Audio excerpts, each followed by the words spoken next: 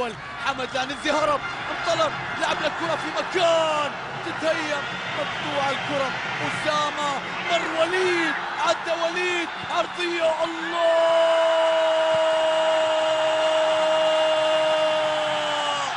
المقص، حطها في المقص، المقص، حطها في المقص. قناص الكويت وليد علي يحرك نهائي 20 خليج 20 يبونها 10.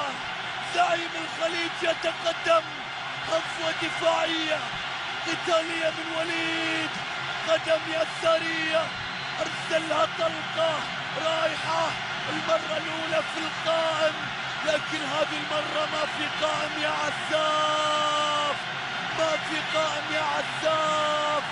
من وليد علي، من وليد علي، الكرات لازم تخاف. الله يا وليد، الله يا ابو علي، الله على الكويت. الكويت تصل، وليد علي هو الواصل، هو من يصل الى الشباك في الشوط الاضافي الاول.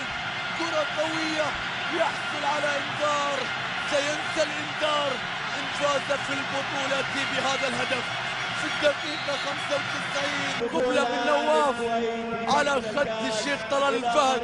والآن كأس البطولة من الرئيس علي عبد الله صالح للكابتن نواف. مبروك للكويت، الكويت بطل خليج 20 في عام 2010، اللقب العاشر للمنتخب الكويتي في خليج 20.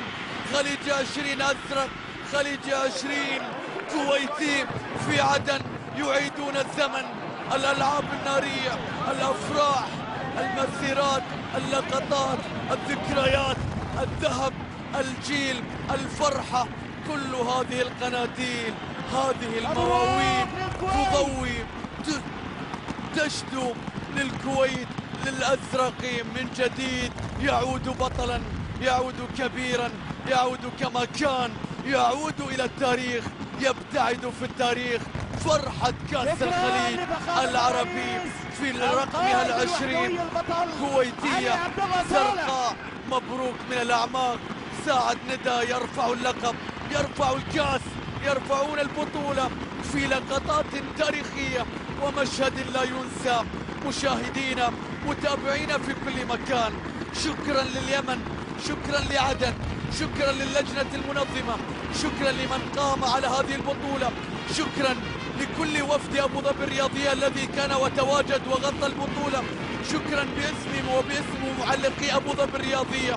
عامر عبد الله الذي أتمنى بأن يعود مرة أخرى إلى قناته، عيسى الحربين، سمير اليعقوبي، فهد عبد الرحمن، محمد شامسي، أحمد الحوسني، كل من شارك في هذه البطولة، كل الزملاء الذين غطوا من مراسلين هناك إلى وفدنا في أبو ظبي الرياضية، زميل محمد نجيب، يعقوب السعدي، هيثم الحمادي، العرفج، هيكل، شيراوي، الكعبي، كابتن خليفة سليمان، محللون هنا في استديو التحليل بالتأكيد، وكل من تواجد هناك في عدن.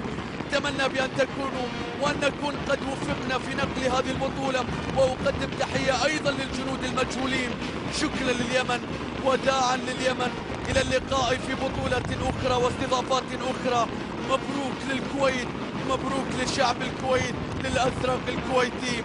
خليج 20 كويتية، يعود الزمن هنا في اليمن. مشاهدينا، متابعينا، على هذه اللقطات، على هذه اللحظات، على هذه الذكريات، أتمنى بأن تقبلوا تحياتي. محدثكم فارس عوض، على أمل أن ألتقي معكم في بطولات أخرى، والسلام عليكم ورحمة الله.